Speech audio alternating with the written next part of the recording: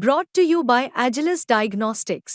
Health test की बात आती है तो मैं भरोसा करता हूँ India's largest diagnostics company Agilus Diagnostics. खुद को टेस्ट करते रहो। क्या हरियाणा चुनाव में बीएसपी का अलग लड़ना, बीएसपी और इंडियन नेशनल लोक दल का गठबंधन कांग्रेस को भारी पड़ा? कहीं ऐसा तो नहीं कि 7% वोट जो उन्हें मिल रहे हैं उसका नुकसान कांग्रेस पार्टी को हो गया? क्या अखिलेश यादव का पूरे इस चुनाव से अलग रहना और यादव वोटों का एक मुश्त बीजेपी के साथ चला जाना भी क्या कांग्रेस के लिए नुकसानदायक हो गया? क्या होने वाला है हरियाणा चुनाव का उत्तर प्रदेश में असर? क्या अब अखिलेश यादव कांग्रेस के किसी दबाव और बार्गेन में नहीं आने वाले विधानसभा के उपचुनाव को लेकर? ये तमाम बातें आज का यूपी में। नमस्कार, मैं हूं कुमार अभिषेक, आप देख रहे हैं यूपी तक। हम हाजिर हैं अपना न्यूज शो आज का यूपी लेकर। सभी सर्वे, सभी एग्जिट पोल को धता बताते हुए हरियाणा का चुनावी नतीजा बीजेपी के पक्ष में आ गया।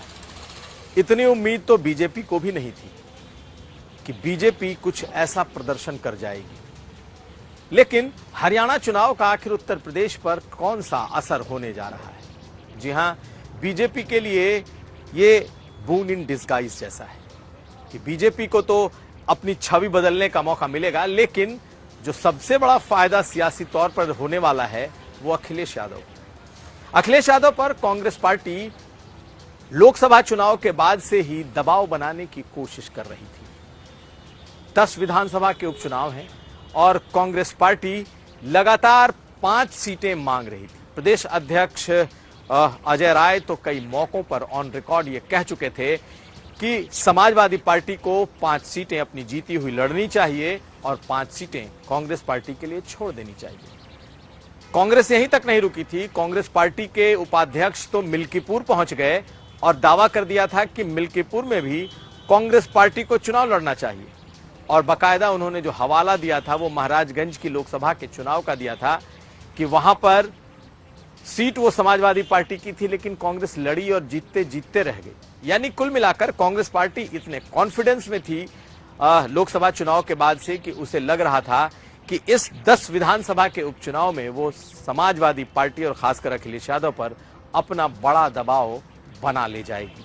लेकिन आज के नतीजे अब कुछ और गवाही दे रहे हैं, और वो बात ये कि अब कांग्रेस पार्टी के लिए उत्तर प्रदेश में अखिलेश यादव पर दबाव बनाना लगभग नामुमकिन होने वाला है। हम इसलिए ऐसा कह रहे हैं क्योंकि जितना दबाव हाल के समय में आज के नतीजों के पहले कांग्रेस पार्टी ने बनाया था, अब कांग्रेस पार्टी खुद इस रिजल्ट के बाद निराशा के भाव में जा रही है। अखिलेश यादव 10 में से कितनी सीटें देंगे अब ये वो तय करेंगे। अब ये कांग्रेस पार्टी नहीं तय करेगी कि वो बराबर की पार्टनर है, साझेदार है और उसे भी बराबरी का हक मिले, उसे भी इतनी सीटें मिले कि वो अपना जनाधार बढ़ा सके। कांग्रेस पार्टी ने 5 सीटों पर तैयारी कर रखी है, 6वीं पर वो दस्तक दे रही थी। मझवा की सीट है। इसके अलावा देखा जाए तो कांग्रेस पार्टी ने कई और सीटों को लेकर के अपनी दावेदारी कर रखी है। फूलपुर की सीट, खैर की सीट, मिल्कीपुर की सीट, कई सीटों पर कांग्रेस पार्टी की दावेदारी थी। लेकिन आज के नतीजों के बाद से ऐसा लगता है कि अब अखिलेश यादव कांग्रेस पार्टी को बहुत कुछ नहीं देने वाले। पहले उनकी दावेदारी सुन लीजिए, किस तरीके से अजय राय से लेकर उनके उपाध्यक्ष तक ने सीटों की मांग की थी। अब आगे क्या होगा हम आपको बताएं। गठबंधन में आपने देखा होगा, पहले भी जब समाजवादी पार्टी के साथ हमारा गठबंधन हुआ था तो सिटिंग विधायक भी टिकट काटनी गई थी। अगर आपको नहीं याद है तो मैं महाराजगंज का उदाहरण देना चाहता हूँ। वहां पे सिटिंग विधायक थे 318, आप पता करिएगा, उनकी टिकट काट के कांग्रेस के वर्कर को दी गई। ये बड़ी बात नहीं है, गठबंधन की बात है। वहाँ सीट शेयरिंग की बात होती है, वहाँ शीर्ष पे बैठ के तय करता है कि किस पे कौन लड़ेगा। नहीं, निश्चित तौर से हम पूरी ताकत के साथ मिलकर लड़ेंगे। और जो ये बुलडोजर सरकार है, इसका बुलडोजर का मुख हम नदी किनारे, दरिया के किनारे मोड़ देंगे। अजय राय जिंदाबाद। पे चुनाव लड़ने जा रहे हैं, मिलके लड़ेंगे। हमने 5 सीट का प्रस्ताव दिया है, मिलके लड़ेंगे और इनको डंके की चोट पर हराएंगे। तो आपने कांग्रेस पार्टी के नेताओं को सुन लिया और उपचुनाव में उनकी डिमांड भी सुन ली। लेकिन अखिलेश यादव को कांग्रेस पार्टी ने हरियाणा चुनाव में नहीं पूछा। चर्चा थी कि 1 या 2 सीट समाजवादी पार्टी लड़ेगी, अखिलेश यादव चुनाव प्रचार करेंगे, लेकिन ये सब कुछ नहीं हुआ। अखिलेश यादव विदेश चले गए और चुनाव के दौरान पूरे हरियाणा से अखिलेश यादव नदारद थे। न तो कांग्रेस ने उन्हें पूछा और न ही वो चुनाव में कांग्रेस के लिए गए। कांग्रेस पार्टी अखिलेश यादव के बारे में क्या राय रखती थी, क्योंकि अखिलेश यादव भी चाहते थे कि उनकी पार्टी को हरियाणा में सीट मिले।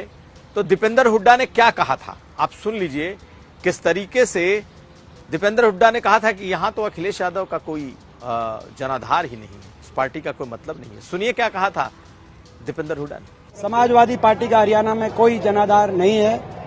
राष्ट्रीय स्तर पे हमारा गठबंधन है। उस गठबंधन की मैं समझता हूं कि उस गठबंधन के अनुरूप कोई बात होती है तो उस पर क्या विचार पार्टी का बनता है समय बताएगा। लेकिन आज हमारा प्रदेश स्तर पर समाजवादी पार्टी के साथ अभी फिलहाल कोई गठबंधन नहीं है और समाजवादी पार्टियों को जनाधार भी हरियाणा में नहीं है। लेकिन इस बयान का अगर आप अर्थ देखेंगे तो आज इस रिजल्ट में दिखाई देगा। 11 सीटें अहिरवाल बहुल है, यानी कि अहिर या यादव बहुल आप जिसे कह लें। यूं तो पहले से ही समाजवादी बीजेपी हमेशा से यादवों का वोट लेती रही है, लेकिन इस बार तो गजब हो गया। 11 में से 9 सीटों पर बीजेपी ने जीत दर्ज कर ली है, यानी कि एक तरफा यादव वोट बीजेपी को हरियाणा में गया है। वो वोट जो कि उत्तर प्रदेश में एक तरफा अखिलेश यादव को और बिहार में एक तरफा तेजस्वी को मिलता रहा है, लेकिन हरियाणा में एक बार फिर बीजेपी इस बात में सफल रही है कि उसने पूरा यादव वोट अपने पक्ष में कर लिया। और एक सीट जिस पर अटेली की जो सीट है, जिस पर कहा जा रहा है कि बसपा की तरफ से एक सीट पर जिस पर बसपा सुबह से बढ़त बनाई हुई थी, आखिरी नतीजे क्या आते हैं कहना मुश्किल है, लेकिन जब तक मैं इस वीडियो को बना रहा हूं तब तक कुछ 100 वोटों से बसपा आगे है। और अगर बसपा वो सीट नहीं जीतती है तो मान लें कि 11 में से 10 सीटें बीजेपी जीत ले जाएगी।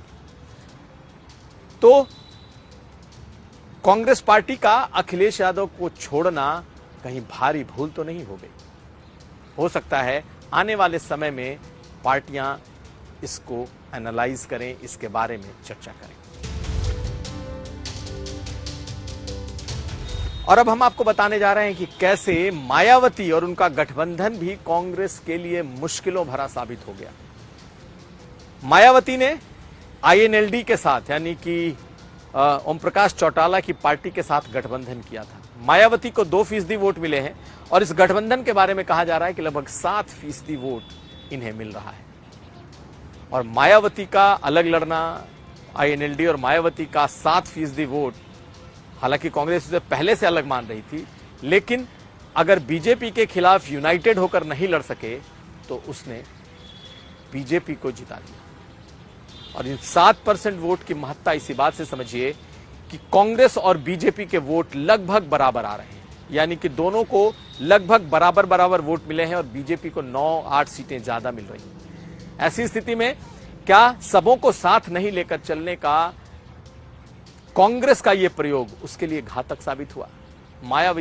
मायावती तो लगातार कांग्रेस के विरोध में रही हैं और उन्होंने एक बार फिर साबित कर दिया कि खुद जीते न जीते वो कांग्रेस के लिए स्पॉइलर बन गई है। तो यह था आज का यूपी। हम कल फिर हाजिर होंगे। आप हमें दीजिए इजाजत। देखते रहिए यूपी तक।